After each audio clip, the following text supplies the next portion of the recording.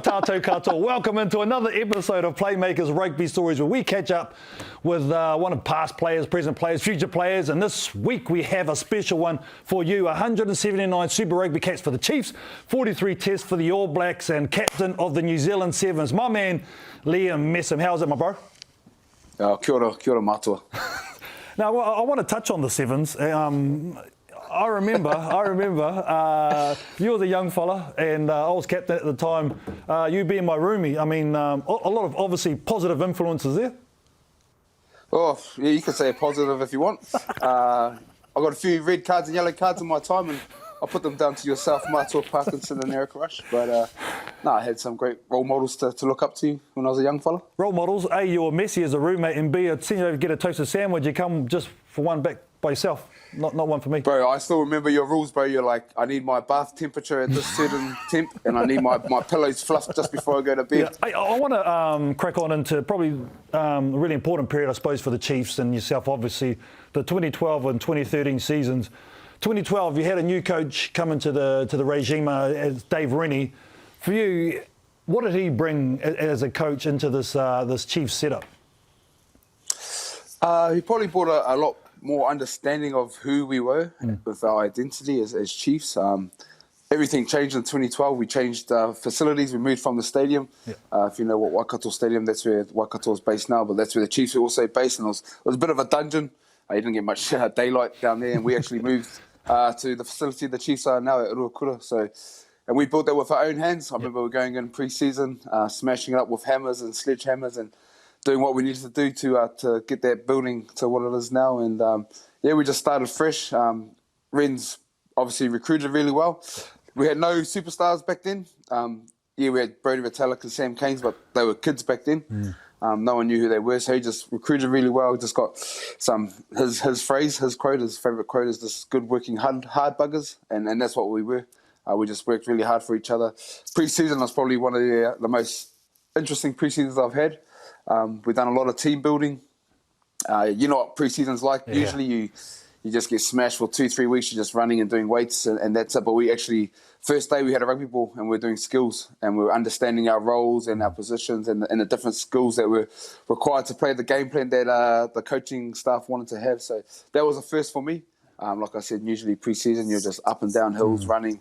It's not a lot of fun, but we actually incorporated the ball for the first time that I've had. So, yeah, he brought a real good work ethic and understanding of who we were and how we wanted to play. You talk about that. I mean, he made even so like a lot of the calls around the whenua and the land and a lot of those things, incorporated that as well, and the general public and connecting with the tangata whenua, the people. Yeah, bro, we 100% connected with the people, with our land, where we're from. Like, I didn't realise that the Waikato Stadium was an old pass site, and I played there for 4 years. Yeah. It wasn't until we sort of really dug deep into who we were as Chiefs and what we stood for and represented. We're a real proud franchise. The areas that we come from is really strong in Māoridom. Yep. So we spend a lot of time learning about our history and our culture, not just about the Chiefs, but also, Bay of Plenty, Waikato, Thames, counties, all the sub-tribes that joined the Chiefs into one, Taranaki. So we even converted the old town of Huntly, which is a massive league town. Yes. You can't even speak about rugby in that town. We converted them into Chiefs fans just because we took time to get into that community and really connect with those people. You spoke about Ren's making some big calls.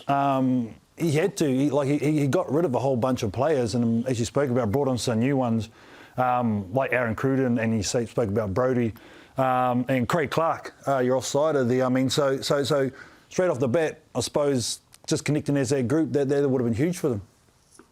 Yeah, I think, like I said at the start, people got to realise that 2012 team, there weren't a lot of superstars. Sonny was probably the only massive superstar in Cruds at the time. Yeah. I was still just a battler, still am, same as Craig Clark. So we were just a team of hardworking, of good guys that had a real strong foundation of identity of who we were and what we're about and who we're playing for. And you can see that winning those titles is that you can see that we're actually playing for something more important than just the game of rugby. Yeah. And Wayne Smith, I mean, the professor, he was obviously brought in as well from Ren's. I mean, he must have added some massive things to the group. Yeah, he did, bro, and everyone knows, the brain that Wayne Smith has. But man, he rides you, bro, and he doesn't care who you are. If you've played one game or 100 games, he's riding you just to get the best out of you. He never makes it personal. He's always there to get the best out of you and make sure that you understand what your role is or responsibilities are. So, man, he's got so much respect for that man. He's when I went through my tough time in 2011 when I missed the World Cup, there's only a handful of people that really believed in me and trusted in me, and he was one of them. I reckon you guys are one of the first ones to do the old co-captains, especially that early on with Craig Clark. How did that sort of work out? How was that sort of balance, you know what I mean? Because you predominantly did the interviews so you could get your mug on TV, but my mate over there, he was the grounder. He didn't get any love. Hey? Nah, bro. See, this where you need to do your research, my bro. It was the opposite. I was terrible in front of the camera. Couldn't speak. Always do the stutter. And Craig Golwicker was real calm and methodical and just real cool-headed. Sometimes it'll take him a while to answer a question. That's just who Wicker is. But it worked out really well, bro, because we're total opposite leaders. I'm a real emotional leader, sort of G you up, get you up, and sort of follow me, where Craig is sort of that calm influence where you need to sometimes just take a moment, take a breath, and regroup as a team. And talking about Aaron Cruden, was he the toughest standoff or one of the toughest standoffs you played with? Because he didn't back down for anyone, did he? Nah, he didn't back down, but he's one of the smartest men I've played with, bro. And he's got a big heart, big ticker, but just the way he can get the boys around the field and get their game going and what needs to be done, and just the way he can adapt to things, different situations, just like that. He was a pleasure to play with. You guys had some pretty big characters, I'll be honest, apart from yourself and their team. You had Big Ben, Tamifuna and Sona Tomalolo, obviously were fan favourites, the old try scorer. What was it like with those dudes? Well, to be honest, bro, with Big Benny, he probably got a Big Ben pie sponsorship, I think, for being so big, which isn't too big for my big Tom and friend. Probably not the best sponsorship, but he took and ran with it. But, bro, to be honest, he wouldn't mind me sharing the story. He was absolutely terrible when he first turned up to the Chiefs. Yeah. We, as a leadership group, we wanted him kicked out. I remember me and Craig went to Renz and said, we want to get this kid out of here. Just was turning up late. He falls asleep some meetings, but now we know why. 'Cause he's actually got some sleeping disorder or whatever. Yeah, something like that, bro. Yeah. Our first game, he was still asleep in our first meeting, so he didn't play our first game. So yeah, we just wanted him out. But to be fair to my big friend, he turned the leaf, bro, and just put all his heart and soul into the Chiefs, bro. And now he's one of the highest paid rugby players playing in France, eating pies and locking down scrums. I'll tell you what, though, I remember seeing Ben as, I think, just coming out of school at a rugby camp, and he had some skills. He had some real skills for a big man. People don't realise he's an awesome character. He loves the Chiefs, carries the Chiefs flag even to this day. When up in France, he was living up in Paris at the time. He had this massive, probably stole it actually from out of our Chiefs locker, big Chiefs flag that he flies high in his house in Paris. So he's Chiefs hard, and he was really a fan favourite, and really, like I said, took that Chiefs identity and culture to the fullest. You were 12 and 4. You had a home semi against the Crusaders. Tell me about that.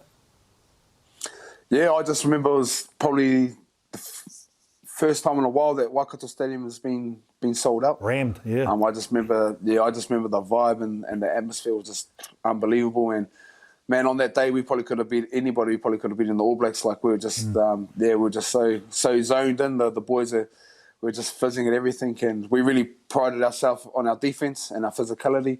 We try to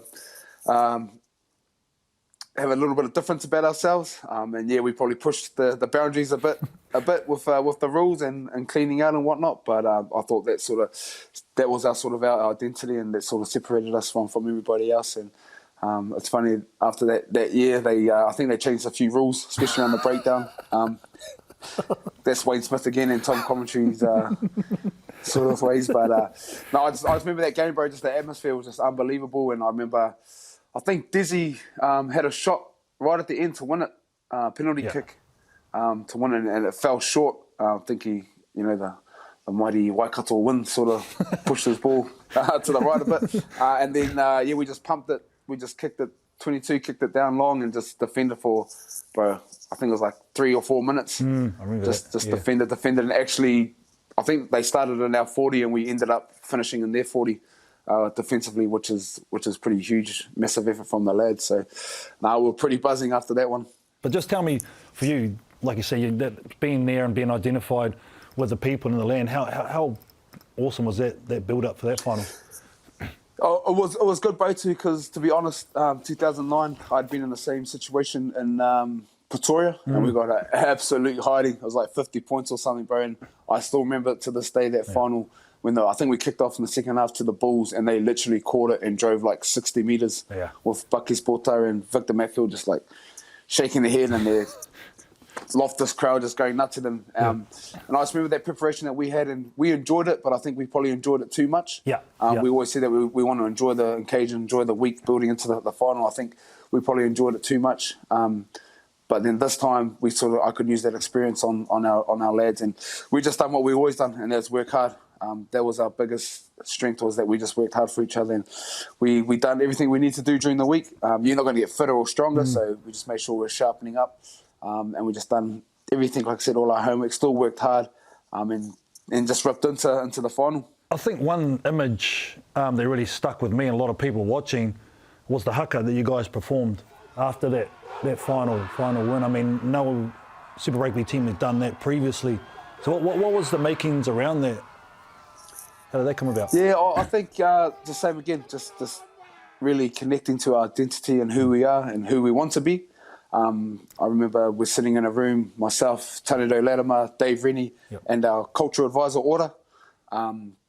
We're just sitting down, and he sort of took charge, Order, and just asked us what we wanted to be about and what this haka wants to be. And we just sat down, had a conversation about it, and then literally 2-3 days later, Order turned up with his students from Rakomanga, ripped out this haka, and we're just like goosebumps on the back of our neck everywhere. And to this day, every time we hear it, it's it's a pretty awesome legacy that we can leave there at the Chiefs. Was that the start of Chiefs Mana? No, it wasn't, bro. It wasn't the start of Chiefs Mana. Good friend Sione, rest his soul, rest in peace. Yeah. He actually created that word, bro. And it was probably back in 2008, 2009, around the Carver Bowl, actually. He probably had something else in his Carver, but... We're all good that happens, let's be honest. We're all good things happen. Yeah. I think he wanted to taste a bit different, but we were just sitting around home, and he just came up with the word Chiefs Mana, because no matter what, who's coached the Chiefs, I've always had this, even when you were playing back in the 1880s. The black and white days. The Chiefs' identity and culture has always been, strong. Always been about the brotherhood first and our family. It's just different coaches have put their sort of twist and spin on it. We'll kick on to the 2013 season. I reckon it's one of the hardest things to do is repeat titles, So did anything change in their pre-season, or did the Wrens keep it the same, or? No, it's we pretty much kept it the same. Same thing again. We just went back to what we knew, and that was hard work. It's probably the hardest campaigns that I've ever trained in. We had Smithy's big thing was having the two best 15 on the field training against each other. So our Thursday afternoon trainings was pretty much a game. Like, that's how intense it was. Brutal. It was brutal, bro. Physical and the boys that weren't in the 15 or the 23, but they were coming for you.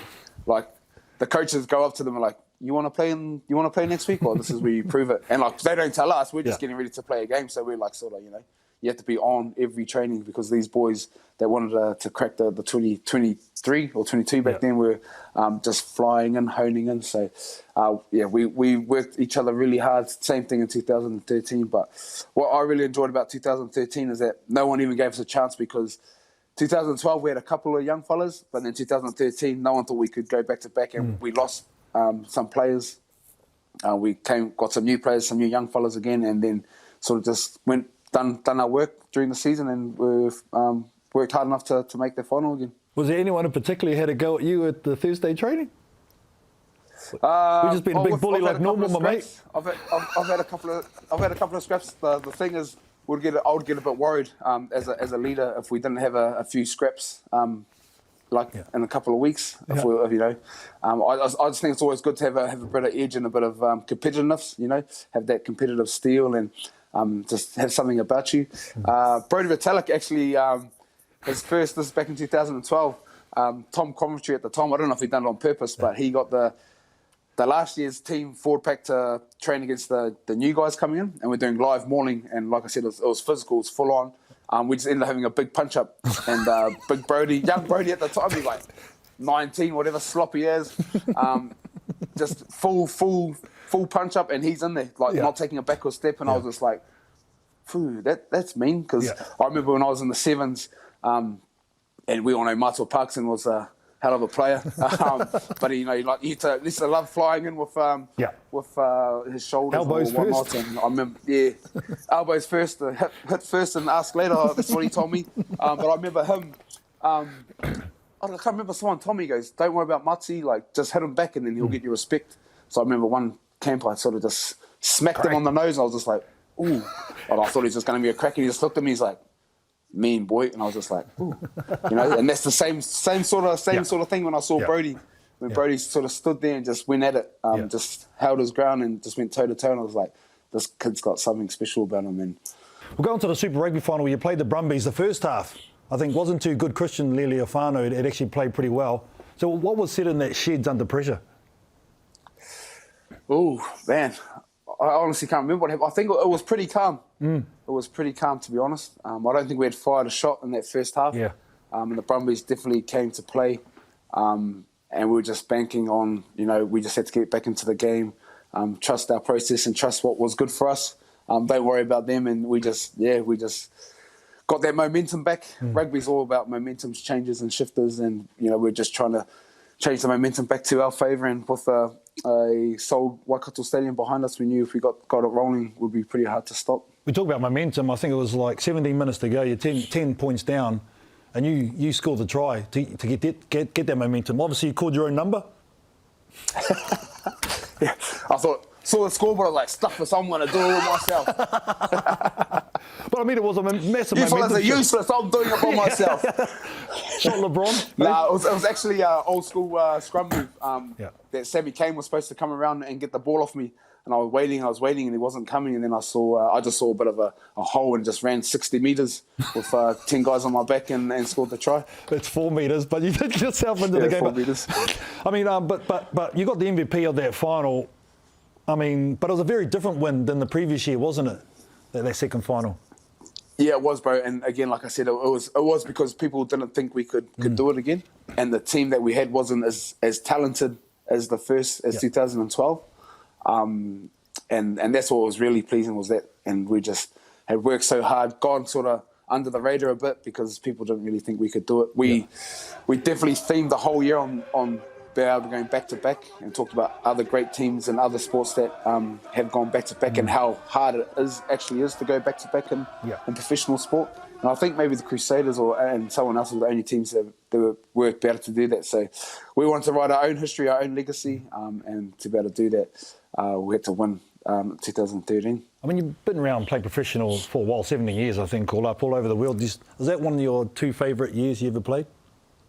Oh, 100%. 100%. 2012 and 13 are definitely 2 years that I absolutely enjoyed playing. Like I said, just got a real stronger connection to our people here in the Chiefs area and to the Chiefs and myself as well. I learned so much as a player, as a leader and as a man.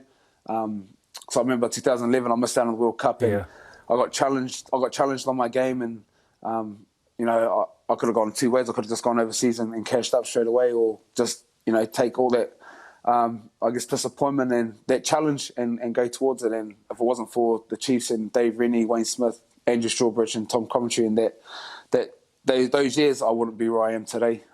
So I'm super grateful. Worked my ass off to get there. But yeah, super grateful that I had to go through that process. So what was it like for you getting the call up after that? After all those hard times, after winning his titles, and then finally cracking it again? Yeah, well, because 2012, I thought I was probably playing the best rugby that I've played, and still missed out on the All Blacks. I think the Irish turned up, and unfortunately, I think 2 or 3 of the blindside flankers went down with injury, and I was last resort. I think I was the only 6 left in the country. And yeah, they ran opportunities, me up, bro. Opportunities, bro. And they're playing here in Hamilton, and I think they wanted to save some money with bringing someone from No flights and no hotels. No flights, bro. I could just drive straight to training, stay at home. There's a couple $100 they can save. And yeah, they just sent me up, and I just thought, yeah, sweet as. I just thought I'd go there and hold the tackle bag for the week. And then when I got there, Steve was like, "Oh, we're gonna play," and I was just like, "Oh, sweet, mean." And I was just like, "This is my opportunity I've had." Yeah. I just thought, stuff or whatever happens. I'm just gonna go out there on my home whenua at the par. I'm just gonna rip into it. Whatever happens. If I make mistakes, I make mistakes. It is what it is. I'm just gonna go out there, wear the black jersey with pride, and just swing for the fences. But I wouldn't say one of the elder statesmen, shall we say, in the team. But I mean, it's all right to say I'm old, bro. It's all right to say I'm old. Well, I'm I older, take pride. so I take pride in my age. I take pride in my age when I'm at the gym and I'm out lifting these young bucks and bloody beating them in the Bronco and smashing them out on the fitness. Like I take pride in that, bro. So it's okay to say that I'm an old man. Yeah, no, I'm with you. I'm right there with you. Because I'm twice your age. But I mean, for you, like it was Brad Thornton played late in his career. You've done it late in your career. I mean, obviously you look after your body, as you say. You train a lot. At what stage do you think my body's my vehicle, so I've got to look after it? It's happened for me, like I said. Back when I was at the Sevens, when I was 17, 18 years old, we didn't have nutritionists back then. We just had touch. I don't know if there's a lot of science behind that. There was none whatsoever. There was none. I just knew that there's no GPS. I just knew if to have like a big drink of pump after training, you worked hard. And again, I just touched us and ingrained us like healthy eating. You weren't allowed chocolate, fried food, and that. And even though we hated them for it, I've been like that since then. Like I still, I like to have a burger now and then, but I wouldn't. It's a lifestyle choice that I got shown at a very young age, and that's just until this day. So. I'm very grateful for having those lessons, even though I remember talking about roomies. Rushy was my roomie, and I think he talked to this with Mussy. Yeah, just have packets and packets of lollies, and I just thought that was normal way, and then it wasn't until we hide it under something say Titch wouldn't see, and I was like, oh, maybe it's not normal. So then, again, I was just following what I saw, bro, and not a lot of science behind Titch's theories, but it's stuck with me ever since. And like I said, I've been playing this game for 17 years now, so it surely has had a part to play in it. I know you've got a boxing match coming up pretty quick next week, actually. Just tell me how that all sort of eventuated and who you're doing it for. You're doing it for a young man, aren't you? Yeah. No. So I've always enjoyed the art of boxing, or the science of boxing. I love the hard work of it. It's probably the hardest training that you have to do, because in rugby you got your teammates you can count on, but in boxing it's just you and these two things. And if these two things are not working, you're in a dark place and getting a hiding. So I just needed to stay active and stay fit during summer. I really wasn't too keen on playing Super Rugby because I've been away in France, and I really wanted to be a full-time dad and spend good quality time with my kids over their summer break and the start of school, and go to school camps and things like that, because one thing rugby takes away from you is your time for your kids, and you can't get that back. So I made a real conscious effort that I'm going to put all my time and effort into my kids for summer. So I just needed something to stay fit and healthy, and boxing is something I love to do, and that's how that came about. And at the same time as that came about, one of the whānau, their nephew's going through a real tough time with cancer. So I thought I'd just jump in the ring, turn it into a charity fight, and try and make as much money as I can for this young kid and his whānau, just to help ease their struggles a bit. So all for charity and for love of the sport of boxing. If anyone wanted to try and donate any money for your cause, is there any place they can go to, or...? Yep. So go onto my Instagram page. It's in my bio. They give a little cause. Now you're saying you've finished your rugby back home. You got some other things on your plate as well, with businesses that you're starting up and involved with. Yeah, I've just got a few businesses over in France. A CBD company that I'm really proud to be to have co-founded with good friends of mine, Teddy Stanaway, ex-Sevens player. Yep. So we're trying to do great things, and we're trying to build something over in France with CBD. The goal is to bring it back here into Aotearoa and to give it to our people at a real cheap rate, at a cheap price, because we know it can benefit so many people. You know what, Mess, it's always a pleasure catching up, my man. Hope everything goes well. Still looking fit, and good luck for the next week for the boxing match, bro? Thanks, my bro. All right, that's us done and dusted for another episode of Playmakers Rugby Stories. So make sure you tune in next week where we have another superstar of rugby right here.